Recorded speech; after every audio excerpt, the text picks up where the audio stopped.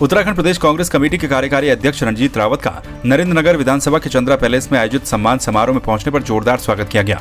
बड़ी संख्या में एकत्रित कांग्रेस कार्यकर्ताओं ने रंजीत रावत का ढोल नगाड़ों और फूल मालाओं के साथ स्वागत किया।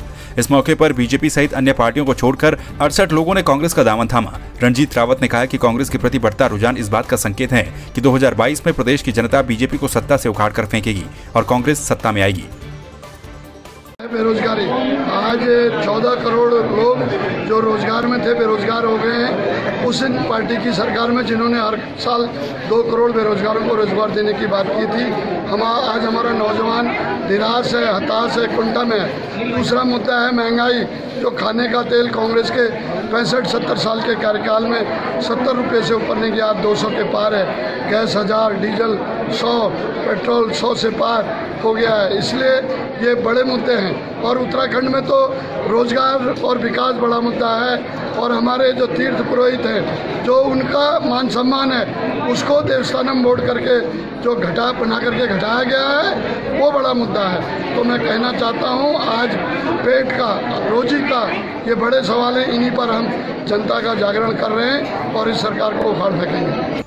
27 अगस्त से बंद पड़ा NH-58 खोल दिया गया है। कड़ी मशक्कत के बाद बद्रीनाथ राष्ट्रीय राजमार्ग 58 आवाजाही के लिए खोल दिया गया है। बीते 5 दिनों से भूस्खलन होने के चलते राजमार्ग तोता घाटी के समीप बंद पड़ा हुआ था। राजमार्ग बाधित होने के चलते प्रशासन ने यात्रा के लिए रूट डाइवर्ट किया हुआ था। हालांकि अभी राजमार्ग 58 पर यात्री सुबह 8 बजे से लेकर शाम 5 बजे तक ही सफर कर सकते हैं।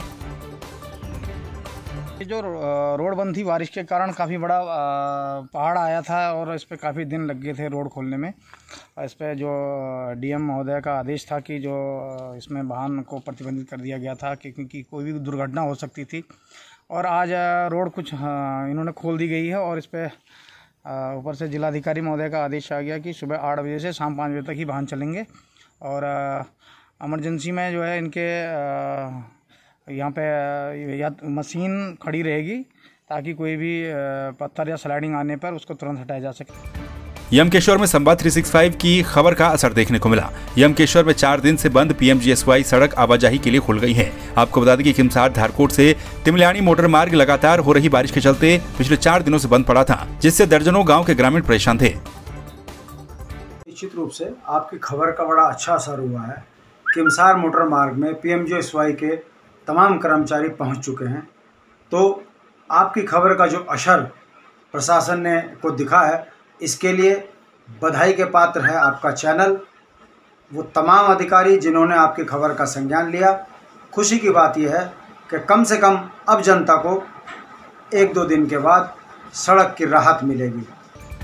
टिहरी जिला मुख्यालय बौराड़ी निवासी भंडारी पद पर तैनात आनंद प्रकाश खेड़ियाल ने विभाग पर लापरवाही और दस्तावेजों में हेराफेरी करने के चलते लगभग 8 वर्षों से वेतन भुगतान नहीं करने का आरोप लगाया है। कर्मचारी का कहना है कि वो अपनी मांग को लेकर दर-दर भटकने को मजबूर हैं, लेकिन फिर भी उनकी मांग पर कोई कार्रवाई नहीं हो रही। ये मांग है कि हमारा प्रशिक्षण सेवा योजना निदेशालय में हल्द्वानी में हिल्ट्रॉन से समायोजन हुआ था। समायोजन होने के बाद हम हिल्ट्रॉन से रिलीफ होकर के निदेशालय हल्द्वानी में गए। निदेशालय हल्द्वानी में जाने के बाद हमने अपनी ज्वाइनिंग आख्या 7 नवंबर 2013 को दी। उस टाइम हमसे कोई विकल्प नहीं मांगे गए हैं और सितंबर में हमको कोई आदेश नहीं दिए गए।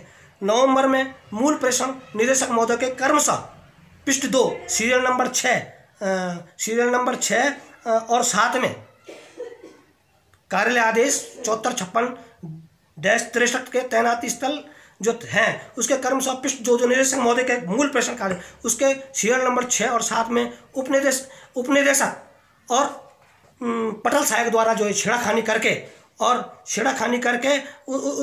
उससे जो है छेड़ाखानी की गई और उसकी छेड़ाखानी करके उसकी फोटोकॉपी करवा करके सितंबर माह की जगह नवंबर माह में वो आदेश हस्तगत किए गए। पहाड़ी क्षेत्रों में लगातार हो रही बारिश और भूस्खलन के चलते सीमांत क्षेत्रों में रहने वाले लोगों का जनजीवन पूरी तरह से अस्त व्यस्त हो गया। मंगलवार को दोपहर बाद नीति घाटी के जुगजू गांव के ऊपर अचानक पहाड़ टूट गया, जिसके चलते ग्रामीणों में भय का माहौल है। ग्रामीणों ने बुधवार को जिलाधिकारी जोशीमठ को ज्ञापन सौंपकर मांग की कि उन्हें कहीं और विस्थापित किया जाए। ग्रामीणों का कहना है कि जुगजू गांव भूस्खलन की जद में है। यदि वहां निवासरत 17 परिवारों को विस्थापन नहीं किया गया तो कोई भी बड़ी दुर्घटना घट सकती है। जुगजू ग्राम में कल रात को भूस्खलन की घटना हुई है, जिसमें परिवारों के लिए हमारी ओर से ऑल्टरनेट व्यवस्था एक स्कूल में जो है करी गई है। अभी वर्तमान में वहां पर 17 परिवार निवासरत हैं, जिनको राशन इत्यादि मेरे द्वारा उपलब्ध कराया जा रहा है। साथ ही इनके द्वारा गांव के द्वारा विस्थापन करने का अनुरोध किया गया है। तो आपदा अधिकारी को मेरे द्वारा सूचित किया गया है कि तुरंत एक भूवैज्ञानिक की टीम यहाँ पर भेजी जाए, जो कि जांच करके ये बता सके कि यहाँ पर भूस्खलन का कितना खतरा है। कई बार ये चट्टान टूटा तो रात को गांव वाले इकट्ठे होकर के गांव को छोड़ करके दूर कहीं गुफा में रात काटा इन लोगों ने।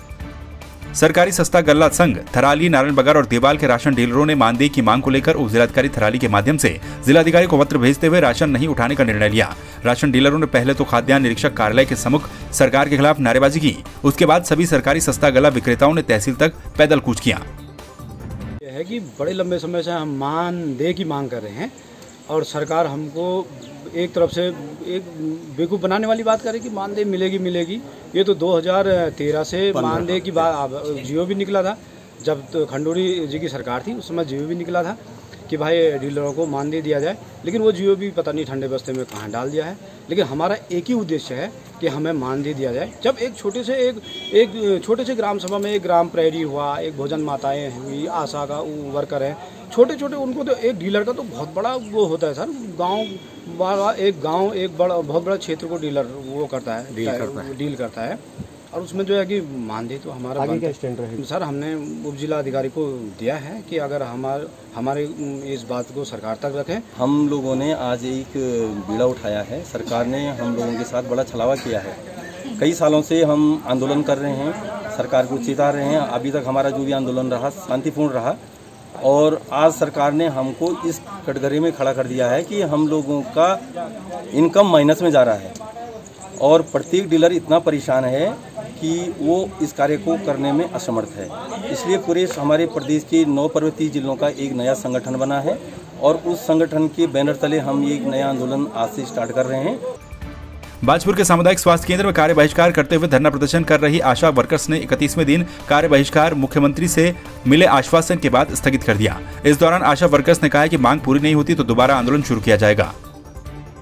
ये है कि कल हम लोग जो है खटीमा कूच के लिए गए हुए थे। हम लोग हमें रास्ते में ही पुलिस ने रोक दिया था और एक हमारी जो है 7 सदस्यीय कमेटी मुख्यमंत्री धामी जी से मिली थी जाकर के। उन्होंने आश्वासन दिया है कि 20 दिन के अंदर हम आपकी मांगों को पूरा करेंगे और हम लोगों ने उनके आश्वासन को स्वीकार किया है। हड़ताल अभी हमारी जारी है, परंतु हमने हड़ताल को स्थगित किया है, ना कि हड़ताल तोड़ी है।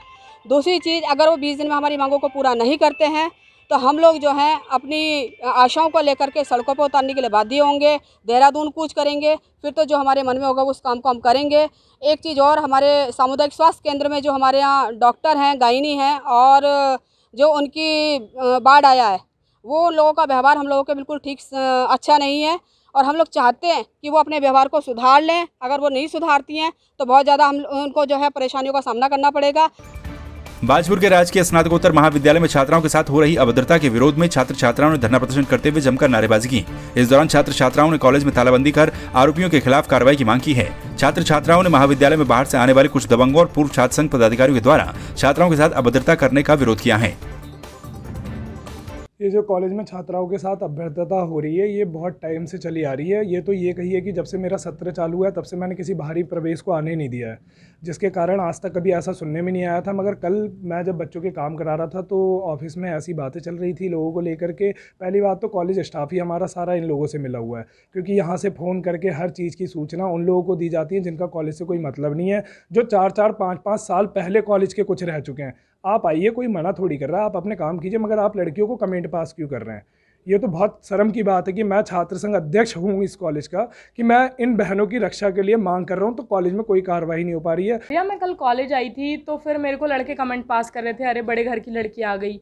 और फिर मैं लड़कियों की फाइल जमा करा रही थी, टीचर ने मेरे से अभद्रता से बात करी, तो फिर मैं प्रिंसिपल मैम के ऑफिस गई। प्रिंसिपल मैम के ऑफिस जाने के बाद वहाँ पे लड़के बैठे हुए थे, उनकी जो भी बात हो रही थी मेरे को नहीं पता। उसके बाद मैंने उनसे बोला कि सर लड़कियों की फाइल नहीं जमा हो पा रही है, तो फिर मैम कह रही हैं तुम मुझे मत सिखाओ कैसे काम होता है। भैया अगर हमारी कॉलेज की लड़कियों का काम नहीं होगा तो फिर कौन कराएगा उसको, ठीक है।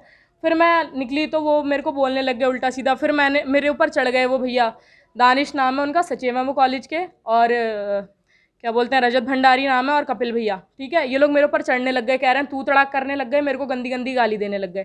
अब मैं गाली दे के तो बताऊंगी नहीं भैया, मेरे को बहुत गंदी गंदी गाली दे रहे थे, तू तड़ाक कर रहे थे मेरे से। मैंने फिर भी कुछ नहीं कहा भैया, मैं अपने घर जा रही थी, ये लोग रोड पे गाड़ी में बैठे हुए थे, बाइकों पे बैठे हुए थे, मेरे को घूर रहे थे कि ये कहाँ जा रही है कहाँ नहीं।